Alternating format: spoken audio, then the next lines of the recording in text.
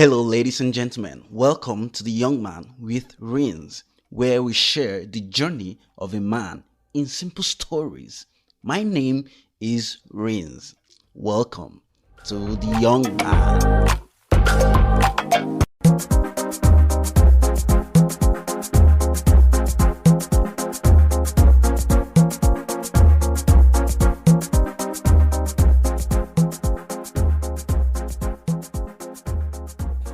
Hello. Hi. Hello, good evening. Hey, what's up? I'm good. Precious with the energy. Like your energy cannot lie. Rins. Boss. How Oh now? my god. Very well, man. Thank you for this opportunity. So let me just get into it. All right. So All le- right. hello, ladies and gentlemen. Welcome to another episode of The Young Man. Of course, I bring you good news, good tiding every Friday. My name is Rins. I'm your host for today. So I have a very special lady that is special to my heart because she was my former boss. We did a couple of projects together, Mm-hmm. concerning expansion of my previous place of work, and then working directly under her in the area to achieve a couple of goals. So let me just do a quick introduction. So her name is Precious Adesina. She's Yes, a that's business me. leader. Yeah, driving commercial innovation and business growth in the tech industry. She has over a decade cumulative experience in growth and strategy, business development, sales management, tech sales, SaaS, trade marketing across great multinational companies and tech startups. She's led, trained, and coached several commercial teams incorporating digital tools in executing excellent tech driven go to market strategies. She grew her career from background in FMCG sales across various multinational companies and industry largely male dominated and ventured internationally into the tech industry, leveraging commercial leadership skill sets. Precious currently heads growth and expansion at a fintech startup that enable local trading business in Africa to thrive, knowing that women make up almost 75% of the informal trading sector in Africa. She is at the forefront of deploying business structure, commercial leadership, and growth experiment for startup companies. Ladies and gentlemen, of course, you know how we do it. Let's just give her the young man welcome. Woo, woo, Woo! woo, woo, woo, woo. Even me not recognize myself when you finish. Thank you Thank for you for having being me, Rins. here. Like, the reason I brought you here, you are the third lady on the show, and Wow. one of the things that we're trying to do is to not make this show exclusively for males. It's Mm, focused on male, but the principles that some people that I've met in my life, especially females that I've met in my life, have deployed to get them to where they are, is some principles that they can use as well. So, first of all, what I want to ask you, you are a sales guru. That is your core. That is mm-hmm, what you breathe.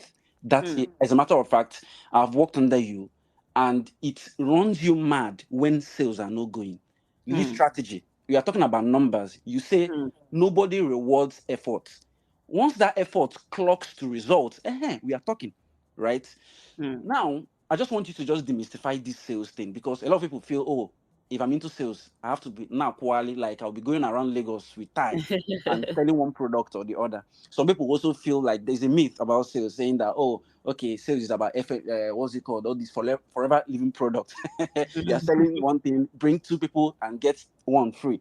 All those things. What do you think we should know? Just the primary ABC about sales. Hmm. All right. Thank you for having me, Rins, and thank you for Yeah, this question. thank you. So, I'll just go straight to the point, right? And Yeah, I'll try and keep my answers very close to exactly what you're asking. yeah. To demystify sales, Mm, right, is simply to be at peace with the fact that as a human being, you have to keep at it. mm, That word, keep at it, right? Because the idea of sales is to exchange value for a reward. I give you value, you reward me for that value I've given you. yeah. I service your car, you pay me. Mm, I sell you chewing gum, you pay me, right? I style you, you pay me, right? So giving value for a reward. So as long as human beings exist, right, there will always be an exchange of value for reward. So if you understand that that will constantly be something that will never change as long as human beings exist, then you will know that if you find yourself in a space where you need to sell something, you need to continue to keep at it. So sales is one profession that is not directly taught in schools, but is constantly applied in life, because it's the only profession that directly charges you with the task of going to exchange a particular value for reward. So if you're a salesperson in an organization, what the organization is simply saying, I have this fantastic product, I have this fantastic idea or service. Go and give it to people and get them to reward us, and we will give you a salary or a reward for how many of it you sell. Right? So a couple of things in the pipeline. The first one is that there is value, there's a product. The bottom line is that is exchanged for a reward. But in between that value production and exchange, a lot of things happen, knowingly and unknowingly to all of us. And that's why I said that as long as human beings exist, those things will continue to happen. So if you know that you're a human being and you want to continue to exist in this life, just know that you can't take away sales from the equation of things that you do, especially, in your career, whatever it is you are doing, you're going to have to sell something to people. So keeping at it, striving, and the ability to know that there's need for continuity is the crux of sales. It doesn't end. So they don't finish it. You can't say, oh, I'm done with the project. I'm done. So now I will just go and lounge. The beauty of sales is in its continuity, right? So I'll say it's keeping at it. That's sales demystified. Every salesman should understand the need to continue to keep at it and sustain it. You sound as if like everybody's a salesman, because I hear you say, when we're in our former company, that starting from the CEO, everybody's selling, right? But why don't people like sales? As a department, right? As a function in an organization. Like, I just want you to pan it through, like, as a function in an organization and life generally, because when you hear people saying that, what do you want to be? I've never heard someone say, I want to be a salesman. Yeah. Right. And that's why I was trying to, sorry to come in like this. And that's why I was trying to say that is the only thing that is not directly taught in schools. They teach you to become a doctor, they teach you to become a lawyer, they teach you to become a nurse, even an actor, an actress, an architect, name it. You can go to online or to some text to learn how to code and become a product manager and all of that. But nobody teaches you how to be a salesperson. You know why? Because across all of these professions, you must sell the value that you're bringing to the table. You must sell the value, right? So how you now sell the value is different. For a doctor, it's different. For a lawyer, it's different. Some people don't need to make a lot of noise or apply a lot of energy in selling the value that they bring to the table because of the industry that they play in, right? Some other people need to. But if we are taking this out of, an industrial context and we're just saying, why do people not like sales? It's because that's where the work is. So imagine you've learned how to become a doctor. You are a neurosurgeon, but nobody knows about you, right? Your neighbor could die of brain tumor because he doesn't know that you have this value, you have this skill set. What do you then do? You begin to sell yourself. How? You let the world know that, oh, I'm a neurosurgeon. I specialize in XYZ. I have XYZ experience, right? I studied in so place. You begin to affiliate yourself with institutions that can verify and validate that skill set that you possess. That's the value.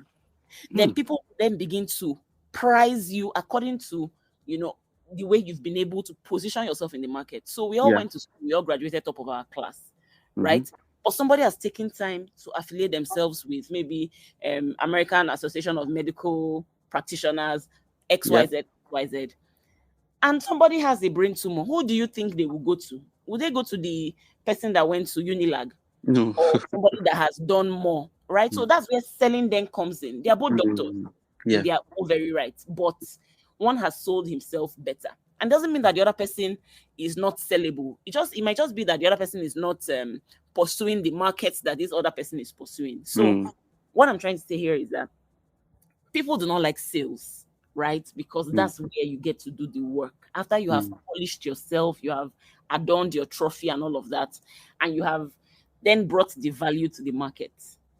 Sales art of selling that value to the person who will exchange it for a reward, and that's where the work is. So a lot of people don't like being tasked with selling that value. Sometimes because they don't know too much about the products they are selling, so they don't understand the value very well. Some other times it's just because they are lazy. They're like, "Oh, please, can I just do something and you pay me a salary? I'm not this vested, right?" Yeah. So like I hear you, because you're already talking in this line. I just want you to just um you know you taught us then. I remember you talked about upselling and downselling. Like people come, I remember you'll be like, okay, you didn't inspect the car because he doesn't want to get the car inspected, but did you sell another product of the company, right? Or did you try to say, you know what, can I get an inspection done and you pay me for a service and I'll give you the report? So I am saying that, okay, why I'm asking you this question is I just want you to just dig in a little bit for people that are sales enthusiasts or people that are into sales, as how they can be creative in selling. I don't know, right? Because you always tell us, okay, what do you eventually do? You didn't invest, but did you make money? Or Yeah, okay, but exactly. you always, so I'll be like, okay, I've done everything I thought I know I would do, but you will come, you'll be like, okay, you could have done it better. So Yeah. Rins, you could have done this. Rins, you could have done. Do you understand? At the point you started removing yourself because you've taught me. I am being personal because we had a lot of personal experiences. You'd be like, oh, Yeah. I know you can do this. I know you can do this. But why I'm asking you this question is I feel like my creativity wasn't enough at that point to upsell or downsell. I don't know if I'm getting the right. So how Yeah. do we get creative in actually selling? Okay. I don't even get what I mean. What I mean. Yeah. Yeah. So I mean, for people that are core salespeople and people that are not even core salespeople, right? I keep saying that selling is a how do they put it? It's a survival. It's a survival skill that I think everybody should have, whether or not you are in sales in an organization. The only reason why you remain in that organization and come every day and do whatever it is that you do, whether fancy or technical, is because somebody is selling something and the organization is making money, right? That's why you can do that job that you think, oh, I'm not in sales, so it doesn't concern me. So selling creativity is something that, for me personally, I think, as one grows in whatever field they find themselves, they will develop it as is needed by industry. So to be creative to sell is about understanding two things, basically: the product you are selling, the person you are selling it to. Wow. I always say there are a lot of things that happen in between that product and that exchange that will happen. In that space, you as the salesman, you are reading a lot of things. You are reading a lot of things. When you're learning how to drive, they tell you that, oh, when you want to take your leg away from the clutch and match accelerate, you will find a biting point. If you remove your leg quickly from the clutch and you're matching brake, the car will go off. If you remove your leg quickly from the clutch and you accelerate, the car will go off, right? Manual vehicle.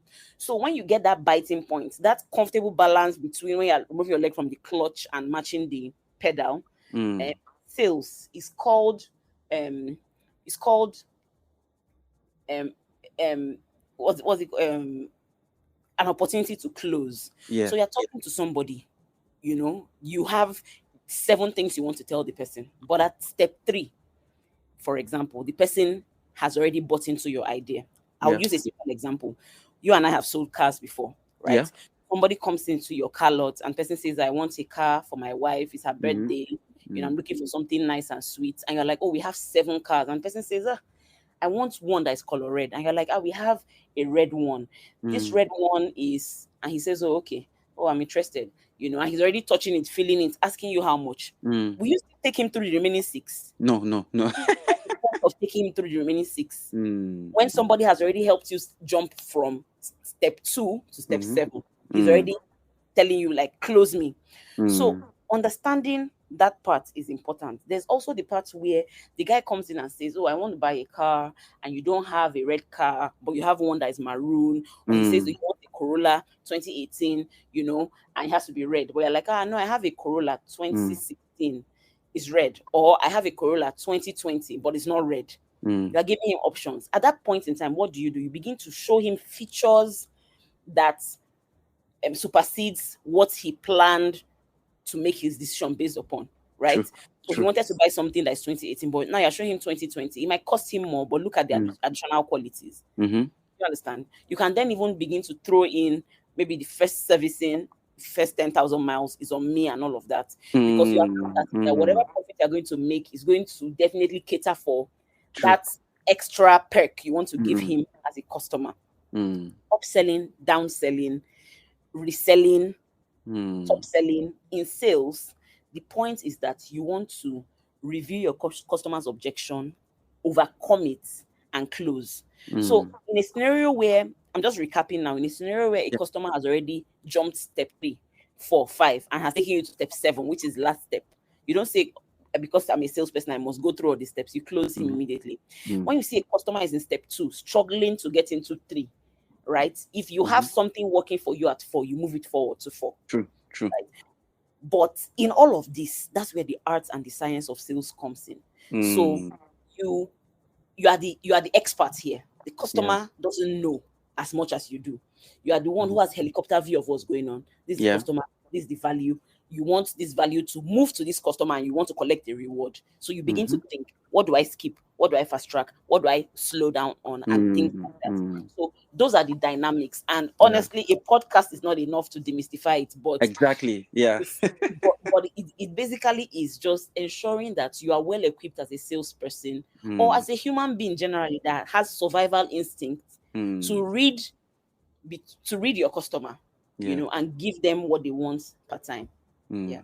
Mm. So talking about survival, yeah, that just led me to the next question, right? I wanted to Mm. ask you this question before you share, because I have a question for you to share your story.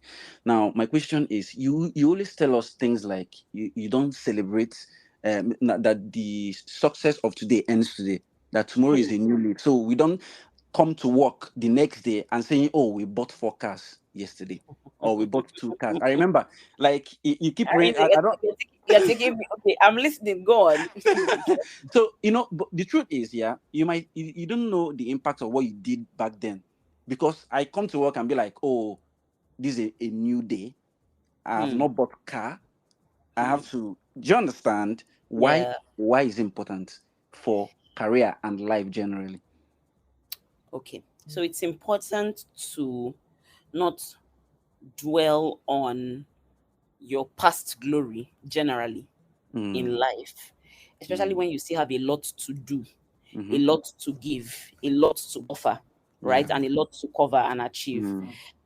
Now, disclaimer, this doesn't mean that people should not be patted on the back, people should not be celebrated. No, not True. at all. True. At least you know True. that if for one thing, I'm a big advocate of work hard and play hard, that sort of thing, True. True. right? But I find that young people now, Mm-hmm. I will say this unapologetically, Yeah. Go are ahead.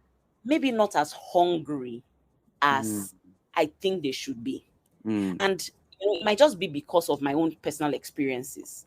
So that could be a bias to the way I see life, True. right? True. But I sit down generally and I say, oh, if people like Burna Boy can sing things like Dangote is still looking for money. And when you hear Dangote Mm. talking about his business, he's not talking about it like, you know what, I've made money, I've now employed people to do Mm. the work. Mm. So he has in-depth knowledge of what's going on there, True. right? Because as a CEO of a business, you are the number one salesman. Forget everything, all the cock and bull story. It's What's true. Elon Musk doing today? He's selling True. Twitter. Mm-hmm. He's constantly looking for ways to monetize it. That's Mm. when the product has value. Like, Mm. you've done this amazing job, you've created this amazing product, but if nobody's buying the Tesla, I mean, Mm. there's not going Mm. to be any Elon Musk. Yeah. If Twitter is not, if the revenue of Twitter is not growing, then he will not be able to sell for higher in other Mm-hmm. a few years to come, right? So he's thinking about that constantly. So it brings me back to when I say people are not as hungry. So when you look at people like that, Dangote, Elon Musk, and they're constantly trying to innovate, trying to improve their product and sell it, Mm-hmm. you know, you now find that you that occupy a very small space in the scheme of things, in the organization where you are supposed to be adding value, you cannot not bring it when you are coming to work or when you True. are trying to break through. Like you've Mm-hmm. not even scratched the surface of what there is to scratch in terms of doing, and then you're already complaining or you're already thinking, "Oh, I've done so much yesterday." No, as long as Mm. there's stuff to do, it means Mm-hmm. that there's work to be done. Do you True. understand? As long as there's stuff to do, Mm-hmm. it means that there's work to be done. Let me take you back to Twitter. You know Yeah. that we thought Twitter was a perfect product. We thought, oh, Yeah. Twitter now, there's nothing what they Yeah. can add to Twitter. Mm-hmm. But as long as you are alive in this life, there's stuff to be done. Like there's a lot Yeah. to be done. So if you overdwell in your small space, in the things you did yesterday, in a twinkle of an eye, I kid you not, True. the light speed of life now, Mm. you will just be struggling. I'm struggling. Yeah. I mean, I'm struggling to use TikTok, Twitter, Facebook. I'm serious. I'm struggling. Like if I go to Facebook now, if I go on Facebook, I don't know. There's some things I don't know again. No. I don't Yeah. know what it is. I don't know what it is. I don't know Mm. how they are doing it. But some people are, getting a hang of it on a daily basis. You bring True. it to your workplace. Mm-hmm. You sold 5 cars yesterday, Mm-hmm. and you are feeling cool, right? The lesson you should be taking is I'm able to sell 5 cars. That means there's potential to sell more. What did True. I do right that made me Mm. sell 5? On the Mm. days I sold 1 or 0, what happened that day? Did it rain that True. day? That's True. data. Do Mm. you understand? Okay, is it that a lot of people have girlfriends who are celebrating birthdays in June? That's why I sold more in June. Mm. You have to Mm. continue to dig and ask and not get tired, right? While you are in whatever organization you're adding value to. And it's Mm. in that digging and asking that you get better. True. You get to the point that there's no curveball anybody will throw at you that you can't answer. If your numbers are down, you know why. You know that, oh, Yeah. it's raining. That's Mm. why, I couldn't sell more than one. There's nothing I can do. Even if I jump up and down today, even if I dance outside naked today, I can't sell more than one cars. True. True. Right? So for me, it's about the question again is why is it always that I'm like, oh, yesterday's number was yesterday's Yeah. number, Mm. Mm. but Mm. today we have to move forward. It's so that one doesn't get comfortable in Mm. in stuff, or one doesn't take note of the fact that it's actually some activities and efforts that brought about this action. True. So let's document it, or let's note it, so that if it happens again, we can now say that this is a theory. Our theory is that whenever it rains, we sell 20 cars. So, Mm. it has happened 5 times, so we can't be wrong, right? It's just in noting all of those things and being conscious enough to document it, Yeah. so that you can repeat it in the future or stop doing it if it affects you negatively. So, in a Mm. nutshell, just wrapping up this part, in a Yeah. nutshell, I'm an advocate of, not dwelling too much on past glory, because there's a Yeah. lot that needs to be done, especially Mm. with young people Yeah. just starting out in their career. A lot of work needs to be done. If you think you've done so well, start a course. If you've Yeah. done the course and you've passed it, start a project. If you've done Mm. that and passed it, ask your boss for work. Mm. In Mm. doing all of these things, you are sharpening your sword. Yeah. And guess what? Rins, guess what? What? There's nobody in this life that has been killed by hard work. Go and check. True. Exactly. Whoa! Wow! Wow! Wow! Wow! Mm. Mm. True. You're right. So, oh my God, I'm so dazed. So, I just want to go back a little bit just to share your experience with when you Mm, worked with you talked about in your biography or your profile that you mm. worked in a male-dominated industry that has Oh, to do, yes. yeah. So, because I know you shared a couple of them with me, but I just wanted to, how did you feel working? And then I knew you grew so fast. You told me how you were driving manual cars. You have to deliver Yeah. some stuff, and all that. Share Yeah. that experience and how you were able to grow, and how working in that environment that is male dominated made you feel as a woman. Right. So Mm. I'll start by saying that, I mean, one of the greatest realizations that I have come to sort of accept. It's not that I didn't know it before, but there's a way you have an awakening and you just want it to be in your consciousness all the time, right? Mm-hmm.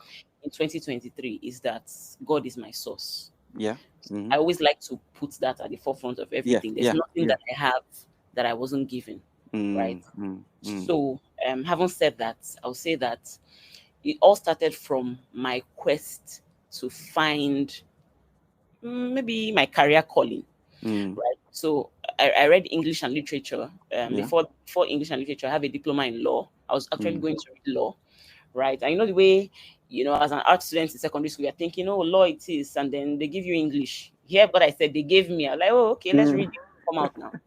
And in 2010, 2020, 2008, between 2007 2010, the techiest industries were telecommunications. Yeah. So Yeah. everybody's thinking, I want to work in MTN, Glow, Etel, Mm-hmm. Zain, whatever. And then for someone who has read English, you're thinking, oh, okay, customer service and that sort of thing, Mm-hmm. right? But because I've always been restless and I've always, had that entrepreneurial spirit. Even when I was in school, I used to buy and sell stuff. I Mm-hmm. had my makeup business and all of that. I was Yeah. just constantly looking for ways and where to do stuff. So, long story cut short, I moved into FMCG from Mm-hmm. a beauty and SME business, House of Tara. I moved Okay. into FMCG, and my first FMCG experience was with Unilever, Mm. where I was working at, as customer service and basically doing front desk work, you know. But when I was in this role, Arinze, Wow. I was observing. The way Yeah. you have helicopter view, who Yeah. come, Yeah. when they come in, what time they come in, the people that they have meetings with, the kind of meetings they Mm. have. I was seeing everything. And that's when I knew that I was on the wrong seat. Yeah. I was like, nah, nah, nah, nah, nah, nah, nah, nah, nah. I can't be here. I can't be here. I can't be sitting here. There's so much going on that I'm not a part of, and I know I can add value. I need to get out of this seat. Mm-hmm. So I started looking for opportunities within the organization, and I tried it a couple times, and I didn't break through. So I started looking outside as well. But what was I doing while I was there? When I was talking about hard work and how it never kills anybody. Yeah. True.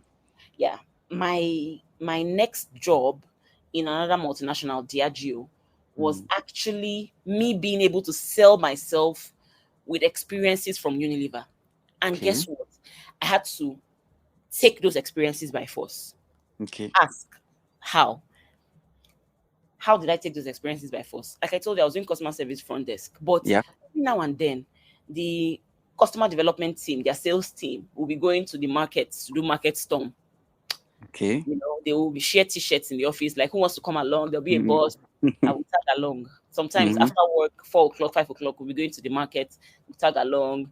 They'll say they are launching a new product, brand building department, that's Mm-hmm. marketing. They are Mm-hmm. launching a new product. Maybe they've put one new spice in Royco Mm. or no cubes, and they are taking it to so and so place to go and launch. I will go there. I will see how the activation happened. I'll see that there were third-party agencies with brand ambassadors talking about this Mm. product. When these Mm. ambassadors talk about these products, it means that they had some brief. Where's the brief? I'm a staff now. Let me see what they are saying and all of that. And Mm-hmm. I was getting these experiences, right?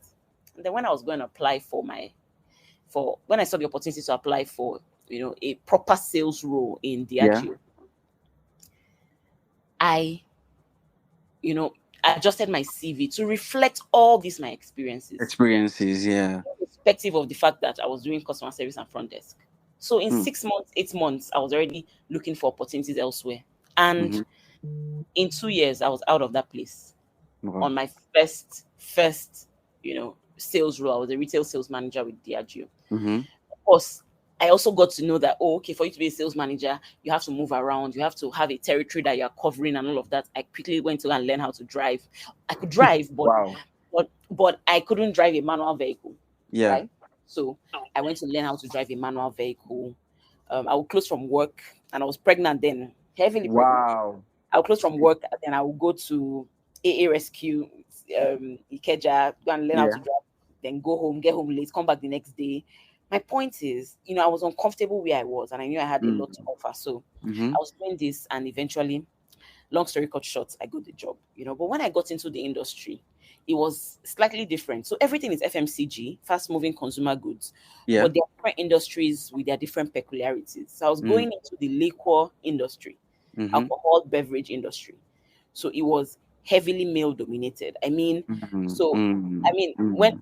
when work closes, that's when work starts. Work starts at 6 p.m. When people are going home, that's when we come out to work. That's when we come out to engage our customers being the retailers, the owners of Mm-hmm. bars, hotels, clubs, and all of that, and their customers being the people consuming these products. You need to make Yeah. sure that these products are in their best condition, they are cold, they are positioned in a place that people can see them. See them. Yeah. Bar has a DSTV and is showing football before you can invest in giving them an asset like a chiller, all Mm-hmm. that sort of thing. Very technical stuff. The Hmm. chiller is working, it's in a place that is very visible. Your posters are in place, people can see them when they come in. You have a new product, Malta Guinness, strawberry is clear, everybody can see it when they come in Mm-hmm. and all of that. Mm-hmm. And then you have to also have a very good rapport with the bartenders and the owner of the of The the bar. outlet, Yeah. so that when people ask for water, you give them a cold bottle of stout. Mm. Do you understand? Yeah. That's Yeah. the only way you get to sell. So it's not enough to just sell into the bar. It's to make sure that people, until a bottle of whatever you're selling in the beverage industry is opened, it has not been sold, They have not been right? sold. Wow. So all of that technicalities, you can't do it by 2 p.m. Nobody's drinking by 2 p.m. True. People come to drink after work, right? When they are tired, And the Mm-hmm. funny thing about that industry is when everything is going well economically, people are celebrating, people drink. When Mm. things are not going well, people are grieving, people drink. So Yeah. you have to be on your toes all the time, right? So it was Mm-hmm. very competitive for me. I was a young female in that industry. I was newly married. My marriage was about 2 years old or less. Hmm. Yeah, no, was less than 2 years old. I just learned how to drive a manual car. So when they even gave me the car, it wasn't a car, it was a truck, a Hilux Mm-hmm. truck. So Wow. carry drinks at the back. I mean, all of that, coupled with the fact that, I mean, the industry is as old as you can imagine. You remember Yeah. when Guinness celebrated 250 years? So they are True. veterans in the industry. There are people that have done this before you. Mm-hmm. So you just come in with your leg body and come and want to come and form that you came out of school which day. So it was tough, right? It was Mm. tough. So I think one of the things that kept me going is, of course, God, my source, and then my own personal inclination to not just give up. I'm that Mm. kind of person. Like, I don't give up. There's no point, because give up to where? Give up to who? Oh my Up to. God. You know, Mm. if my father was $10, maybe I'll giving up to his Money. mansion. But when you even look at $10 and look at their daily giving up, they've not given up for you to enter. So there's no space True. there. You No stay where space. you are and you won't give up to. So it was basically me just learning the trade very quickly, getting close to my colleagues, male and female, understanding what was going on, doing any extra work that needed to be done. you know as at that time, I was very good with reporting. My area Mm. manager trusted me with reporting, so I was always the one doing the reports for the promos and all the activities we're running on the field. There was also the part where the business deployed an SFA tool, Salesforce automation. They were automating the Mm. way we sold, right? And they did some trainings for us. That was my first exposure to tech and Yeah. selling tech sales. I understood it very quickly. I adapted very quickly. When people were trying to fight the system, I'd be like, whoa, you can't sell beer with all this one, Jare. Which one is Mm. all this one? Be pressing what? When I get there, I should be pressing computer. When my customer is talking to me, I quickly learned how to use it, right? Mm.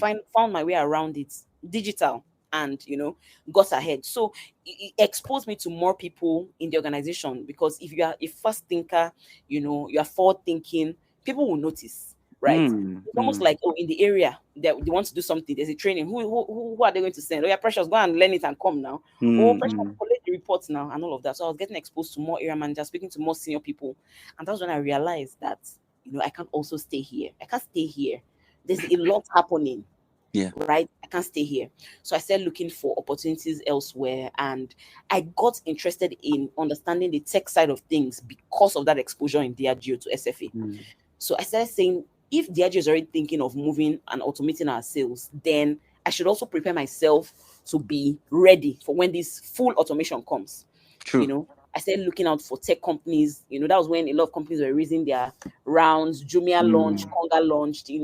I was hearing about this company raised money. This company raised money. Innovative stuff was happening. Cars 45, they're automating the way people were bought and sold cars. I was interested. I was just looking for ways to develop myself. So I went on a self-development run. I went out, I did courses online, I reached out to CV professionals, I brushed up my CV, I asked questions, and I started to position myself and look for those opportunities because that's where you are now. Exactly, because they are there. I'm not saying that it's easy, but if you don't look, how will you find? Even the Bible says seek. You have to seek to find. You have to knock for it to be open. So, long story short, I moved into the tech space. What value? I'm not a tech bro. I can't code, can't program any computer. I was bringing my experience from FMCG. I was bringing my tenacity. I was bringing my curious nature, my curiosity. Like, it's my curiosity that's made me to snoop out and understand that digital and tech was taking over. I'm bringing my structure. I'm bringing all of those things to tech because as at that time, and I know that time has gone, but I'll round over very shortly. No, go ahead. It was looking like tech was all about coding. There's these two guys. They were somewhere. They were in one room. They pressed it, coded, and then boom.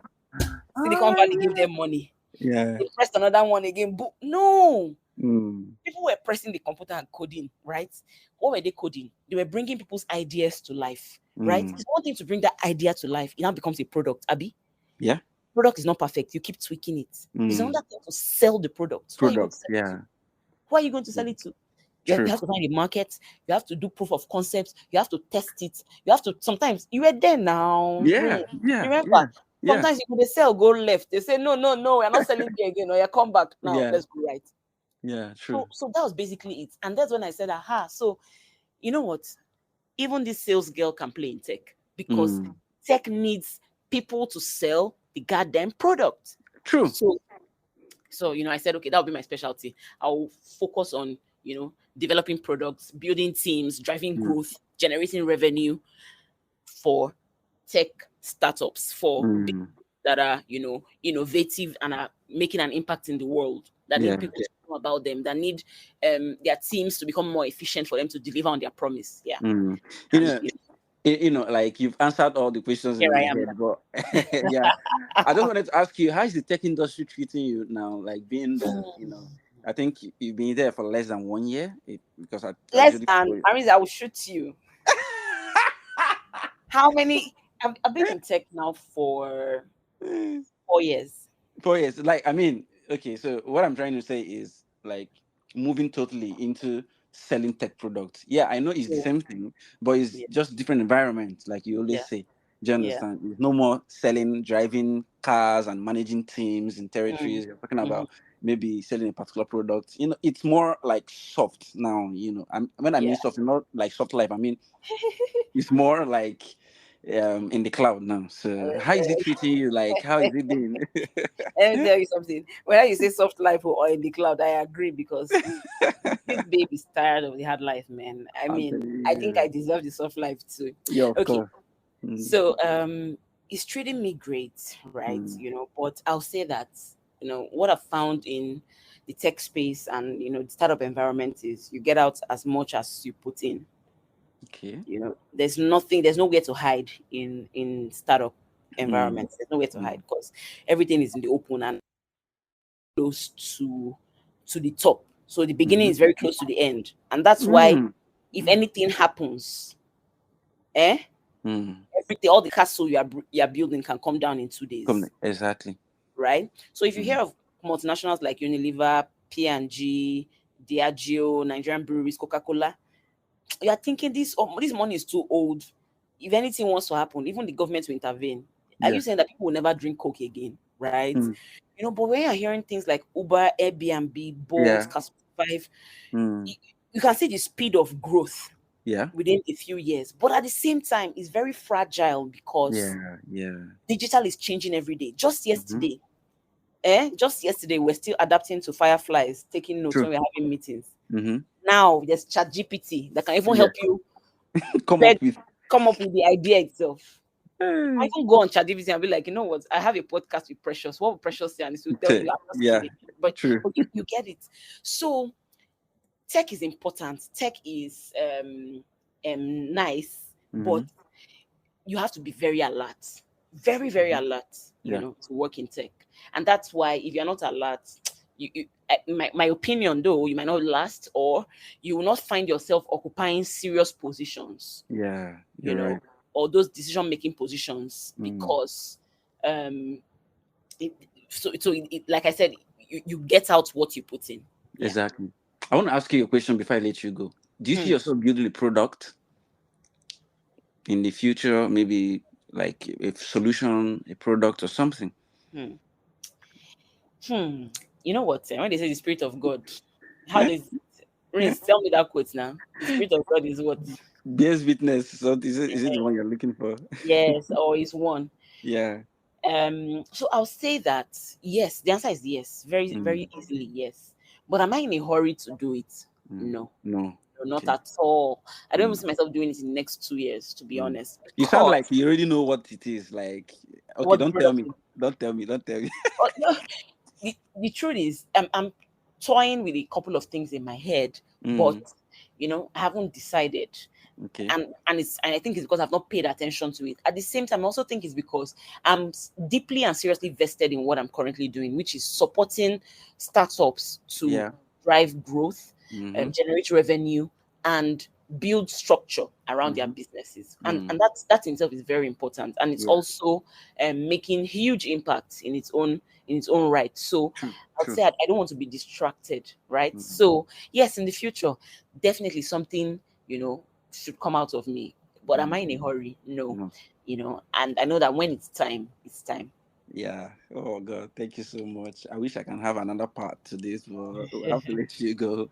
Thank you so much for your time. So, any last words before you give us like some place we can connect with you, maybe on socials or email? Mm, Okay. So my last words will be to the young man, right? mm. The young man, and this is including the young woman. Yeah, You know, exactly. Yeah. speaking as a salesperson, we call ourselves salesmen, whether men Mm-hmm. or women. So to the Yeah. young man, I'll say that um there are million and one quotes I could use, but Mm, the one that comes to me is the one where the Bible says that um, we should make use of our youth. mm, I mm. might not be saying it, as it was said exactly, but I'm True. paraphrasing. Make use of your youth. There's something that I heard one time about human beings not using up to 5% of their brain. It's Yeah. true. Mm. I mean, the more you know, the more you know you don't know. True. True. The more you find out, the more you know that all more. Not be anything. There's a lot, right? Mm. But I'm also very careful when I dish out all of these things. So I don't sound like a motivational speaker because people are also getting injured as Mm-hmm. quests, as they thirst and quest for more knowledge, more advancements, and all. Some people are Mm. injuring themselves True. mentally, spiritually, even physically, Mm-hmm. right? So I'll say to the young man, just make use of your youth. The world is your oyster. Tech Mm. has now made it possible for you to excel in whatever career you find yourself. So just be you, Mm-hmm. do what you need to do, and apply yourself. And I'm sure that you will find your way out of it. Just to round this up, I started a newsletter on LinkedIn called Memoirs of a Career Woman. And it's just me talking and writing about all the experiences Mm. I will I've check it out. gotten throughout my career. Yeah, I wrote the first one last week, you Okay. know, because there's so much to give. Even with the Mm. little there's so much to give, and there could be somebody True. there that will use it. So True. well, True. I'll just say to the young man, just keep applying yourself and Mm. never be caught on guard. I'll be off guard, how they say it. Never be Yeah. caught Yeah. not doing, Mm-hmm. right? Mm-hmm. Yeah. And the sky will be your starting point. Oh, thank you so much, Precious. I appreciate. Regarding Right. your socials and how we can connect with you. Oh, okay. So you can find me on Instagram Mm-hmm. at Precious Adesina Ola. Yeah. Okay. Precious Adesinaola. Simple, one word. Okay. On LinkedIn, I'm Precious Adesina Ola. Mm. Precious Adesina hyphen Ola. Okay. On Twitter, I think I'm Precious Adesina Ola as well, Yeah. or Okay. P Adesina Ola, that sort Mm-hmm. of thing. But I'm Okay. most active on LinkedIn and Instagram. So at Precious Additional, you find me there. All right. Thank you so very much, Precious. I really appreciate the time and the input, the knowledge, the wisdom. You have always been a vibrant person, like way Ege, back, and it's like it's ege, even amplified now because, ege, yeah, I'm telling ege. you, you have a lot of vibrations coming up. Like, I don't know. I wouldn't say that now. Maybe later when we'll talk, I'll tell you like the vibrations I'm getting. Like, that no door yourself, or that Yeah. vibe of guy, you go feel do this kind of thing. What's up? That kind of thing. I mean, Yeah. guys, we've come to the end of this. Catch you next Friday. You know how we do. Next Friday, amazing guests one more time to just share the stories. All right. And until next time, keep being inspired. Bye. Take care. Bye. Wow, that was an amazing session with our guest today. I want you to also know that The Young Man with Rings is available on all streaming platforms every Friday. If you enjoyed this episode, kindly share, subscribe, and comment. See you next Friday. I remain your humble host, Rins.